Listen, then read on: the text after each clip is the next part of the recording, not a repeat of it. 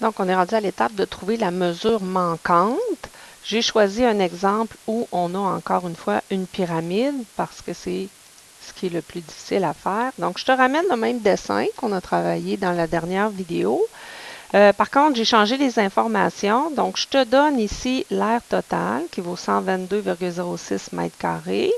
Tu connais l'apothème de la base, AB, qui vaut 3,2, et tu connais l'apothème de la pyramide. La question étant, trouve la mesure du côté. Donc, nos étapes, ce sont les mêmes que d'habitude. Tu écris ta formule de départ. Là, tu peux même partir de l'aire totale égale aire de la base fois aire latérale. Puis, tu la décortiques comme on est habitué de faire. Donc, j'arrive à cette étape-là. Ma formule est décortiquée. Comme on fait depuis plusieurs chapitres, je vais aller remplacer toutes mes valeurs. Donc, 122, c'est l'aire totale. Le C, c'est ce que je cherche. Tu te souviens, j'avais donné le truc, la valeur de l'inconnu. Tu peux la mettre en couleur pour aider ton cerveau à se souvenir que c'est celle-là qu'on cherche, pour pas qu'il ait toujours envie de la remplacer par quelque chose. Donc, l'apothème de la base, on avait 3,2. N, c'était le nombre de côtés, donc 5. J'oublie pas mes divisés par 2. Plus, N, c'est le nombre de côtés, donc 5. C, la mesure d'un côté, je la cherche. Et l'apothème de la pyramide, on me donnait 7,3. J'oublie pas le diviser par 2. Maintenant, tu essaies de calculer tout ce que tu es en mesure de calculer. Moi, je te conseille, ce qui est le plus simple, c'est d'aller dans cette fraction-là, calculer tous les nombres qui sont là. Donc, tu as 2 multiplications, une division à faire, et tu vas faire pareil dans cette fraction-là. Donc, je te laisse faire le travail. On se reparle dans quelques minutes.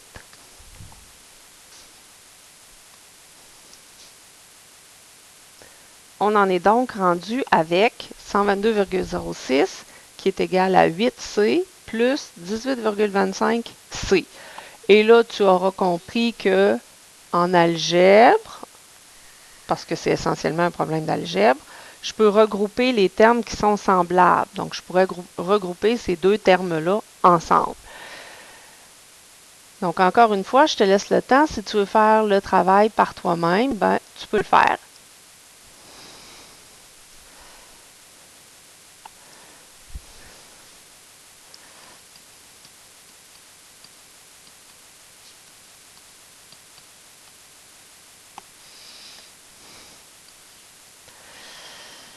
Rendu à cette étape-là, normalement, là, ça devrait te sauter aux yeux. Ça fait plusieurs fois qu'on fait de l'algèbre, donc tu devrais être habitué. Il nous reste simplement qu'à diviser par 26,25 de chaque côté. Donc, c'est le principe de la balance qu'on fait pour obtenir la valeur de C, qui est le côté de la base de notre pyramide.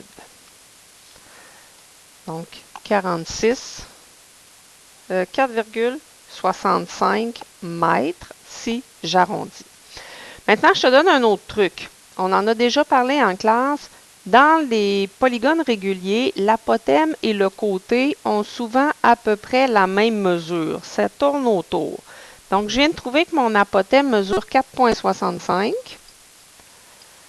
et j'avais une apothème de pyramide à 3,2. Donc, ce sont des mesures très proches. Si j'étais arrivé avec un côté qui mesure 46 au lieu de 4,6, ben là, ça aurait été trop loin. C'est un indice que tu t'es trompé à quelque part. Donc, dans les polygones réguliers, l'apothème et la mesure du côté sont souvent proches l'un de l'autre. Donc, c'est la stratégie, pas plus compliqué que ça. C'est ce que tu fais déjà depuis très, très, très longtemps. Si l'algèbre est difficile pour toi, ben, je te conseille de retourner voir les 4 petites vidéos ou de retourner voir ton gros document algèbre parce que tu vas en avoir à faire beaucoup dans ce chapitre-là.